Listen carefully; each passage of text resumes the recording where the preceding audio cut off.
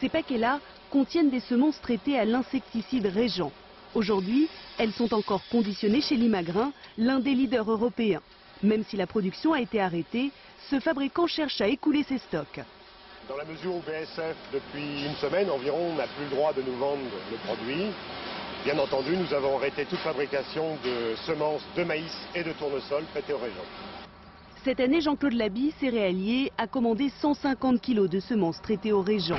Pour les semis de printemps, il n'a pas d'autre choix que de les utiliser et il se justifie. Les agriculteurs utilisent ce produit parce qu'à ce jour, pour eux, c'est la meilleure solution en termes de travail, en termes d'efficacité, en termes de gestion technico-économique. Si le produit est nocif, les agriculteurs, si on leur donne la preuve que le produit est nocif, les agriculteurs arrêteront d'utiliser ce produit-là.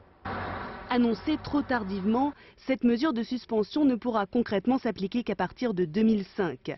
Cet été, les abeilles continueront vraisemblablement de mourir par milliers, au grand dam des apiculteurs et de Philippe de Villiers qui s'est porté partie civile à leur côté.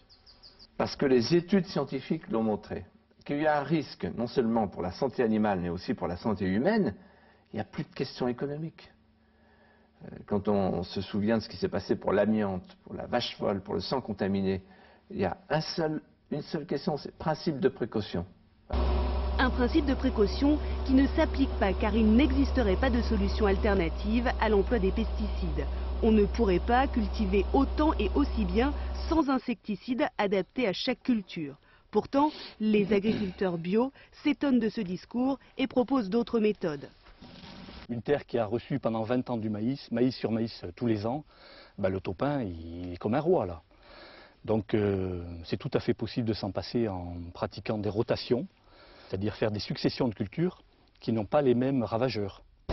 En employant uniquement des méthodes traditionnelles, André de Solan affirme avoir un rendement inférieur d'un quart seulement à celui d'un céréalier qui emploie des pesticides.